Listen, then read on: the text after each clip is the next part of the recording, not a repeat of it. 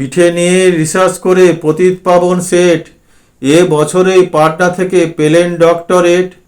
আজকে পিঠে ফোসকা কেন, দেহে কষ ও গর্ত, কোথায় পিঠের জন্মভূমি, স্বর্গ নাকি মর্ত? পাটিসাপটার নামটাকে কে করলো আবিষ্কার, ক ভাঁজ দিলে ডাইনে বাঁয়ে উঠবে পরিষ্কার।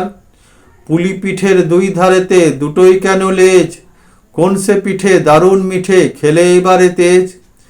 কোন পিঠেটা খেলেই ভীষণ বাড়বে মনের জোর, কোন সে পিঠে চিবিয়ে খেতে রাত হয়ে যায় ভোর। কোন সালেতে সরু চাগলির প্রথম প্রচলন, কোন দেশেতে মুগ সাওলির আদর সারাক্ষণ।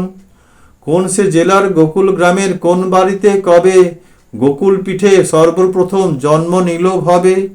কষের দুধে কষ ও পুলি ফুটবে কত ঘণ্টা, হিসেব মতো মিলিয়ে নেবে তিথি এবং ঘণ্টা।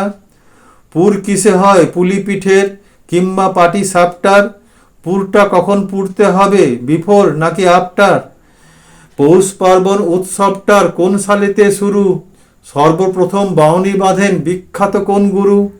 ভাজা ভিজে শুকনো সরস পিঠের কষ জাত, ঝালপুলি আর মিঠে পুলির মধ্যে কি তফাত। হাজার পিঠের হাজার নিয়ম হাজার রকম স্বাদ, একটু এদিক ওদিক হলেই সব কিছু বরবাদ।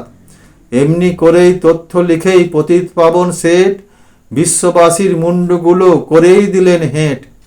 ফিলোজফিতে ডিফিল মেলে, লিটারেচারে ডিলিট, পিঠেলজিতে থিসিস লিখে ডিগ্রি পেলেন ডিপিট।